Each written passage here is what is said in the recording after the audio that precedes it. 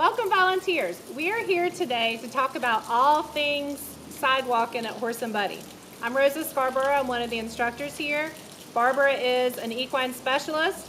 We also have 3 equine specialists helping us today. Christy as the sidewalker, Mary Jane as the rider, and Judy over here leading Jag. And Jag is going to be our horse today. So if you have already been out to the barn and have been a sidewalker, this is going to be a great refresher for you. If you have not been out to be a sidewalker yet, then this kind of gives you a glimpse into the role of being a sidewalker. So during, Jag has a little bit of feelings about it. So during training, we've gone over all of this. So again, this will be a refresher if you've already gone through our volunteer training program. And we do now have mentors for all of our volunteer roles. So before you start sidewalking at Horse and Buddy, you're going to be paired with a mentor for your first couple of times out. And those mentors are going to help you, they're going to assist you, and they're going to walk you through being a sidewalker, a little more hands-on. They're going to support you and be available for any questions that you may have. So the role of a sidewalker. So we do ask that you arrive at the barn about 10 to 15 minutes before the lesson starts, and that's for a couple of reasons. One is to let the instructor and maybe the barn assistant know that the gang's all here. The leader's here, the sidewalker's here, the horse is getting ready, and when it's time for that lesson to start, everyone's ready and we're ready to start on time. Also, there may be some pertinent information that the instructor needs to talk to you about the rider, and so they may need a few minutes before the lesson if they don't have another lesson to talk to you. We also want you to focus on the rider. That's not to say you're not talking to the leader or patting the horse, but your focus is on the rider. You're supporting and engaging the rider. You're also supporting the instructor's objective for that lesson for that rider that day. So look to the instructor for any guidance on how to best support that rider.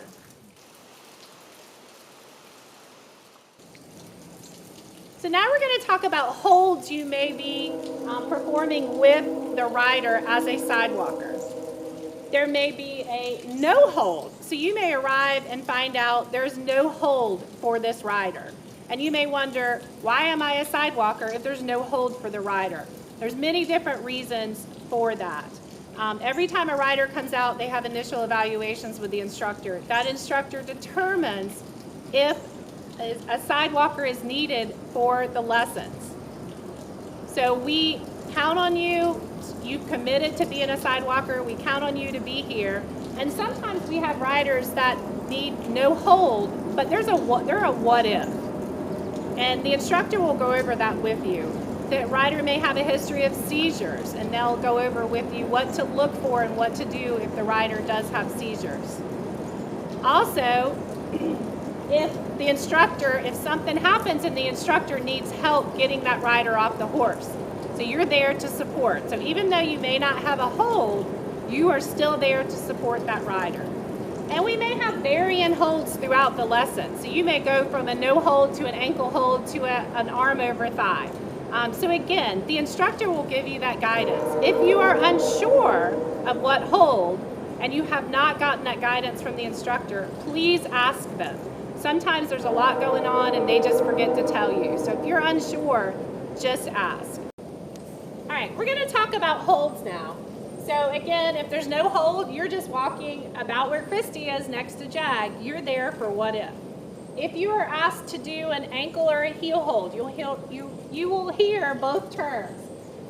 We do ask that you not just hold their shoe if you're asked to do an ankle or a heel hold. Their shoe may come off. So if you're asked to do an ankle or a heel hold, thank you, Jag. You're going to make sure you have a part of their body. You're grasping a part of their body. So if their shoe comes off, you still have their ankle. Now we're going to move to a hand over thigh or arm over thigh hold. So Christy is going to ask the rider or let them know that she's going to touch their leg. I'm going to do a hand over thigh hold to touch your leg. Okay. And Christy has her arm over the rider's thigh and she's grasping onto the saddle. So So you see this mainly with our riders at a trot, but you may see it at a walk. And again, you may see varying holds. And with this hand over thigh hold, you will notice that Christy is holding onto the saddle. She is next to the rider's leg. She's not pulling down on that saddle. Sometimes we'll also see sidewalkers that they don't know what to do with their hands and they're just hanging onto the saddle. So make sure you're supporting the rider and grasping the saddle, but you are not too far back where you're pulling onto the saddle, just for the comfort of our horses.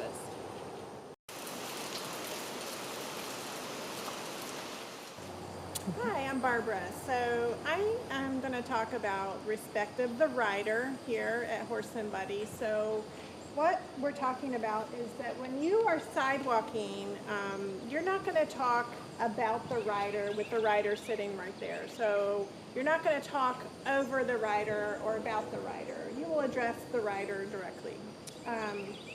And don't talk about the rider as if they're not there. So some riders are more verbal than others. Some give cues that are physical. So just be aware that you may be getting feedback from the rider, but it may not be verbal. When you're going to touch someone, if it's appropriate, ask if you can touch. That may not always be appropriate. You may just say, I'm going to touch you in a certain place. Another thing to be aware of is don't leave the rider's side unless you're instructed to do so. It's important that you're there. You're there for a reason. So make sure someone else comes there, or if you do need to leave, ask the instructor. Okay, we do ask that you also respect the rider's privacy. Just as if you don't want your personal information or your clinical information shared with others, please don't share our riders' personal information or clinical information. You may, as a sidewalker, arrive at the barn and not even be told what the rider's diagnosis is, and that's okay. The instructor will give you any pertinent information about that rider that you need that directly impacts your role as a sidewalker. That could include if a rider has a history of seizures. That instructor is going to tell you what to look for and what to do if that rider has a seizure on the horse. Also, if we have riders who have low vision or no vision, they may tell you how best to support that rider. As well as if they're nonverbal, they may share with you how they communicate with you or with the horse. If you're unsure, again, please ask the instructor, but we're only going to give to you information that directly impacts your role as a sidewalker. Another thing that you may do as a sidewalker is to assist with mounts and dismounts. And so this may be inside of the arena here, or it may be at the ramp, which is out of this view of the camera here. If you're not sure what to do, you can always ask an instructor who can tell you how you can be of assistance. It's important to remember to not move a rider without checking in with the instructor, because the riders have various levels of elasticity in their limbs, and we don't want to do anything force a leg if a leg doesn't go there.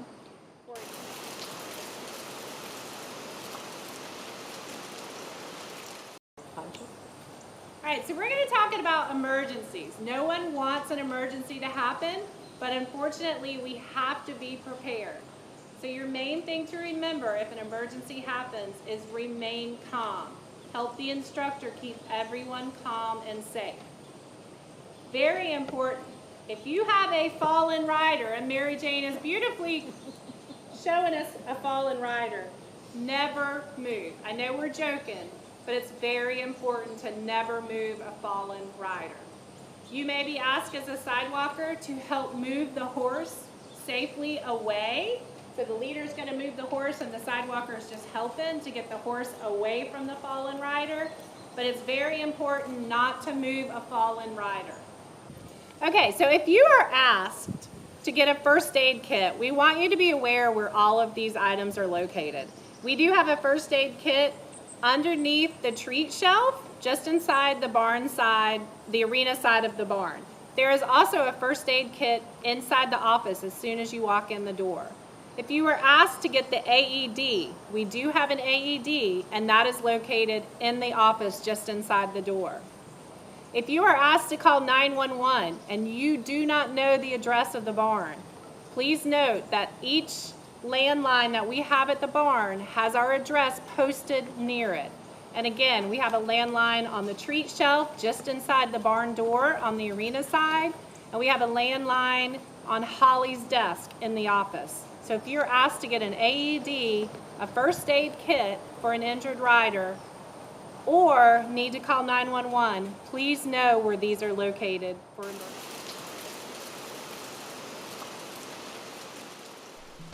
Photos are great. We take a lot of photos and love to share them and use them for a multitude of purposes. If you take any you think are great and want to share them with us, please do. You can send them to our volunteer coordinator. We take our participants' privacy very seriously, and we maintain a list of all participants who give photo consent. Consent for internal posting only, or no photo consent.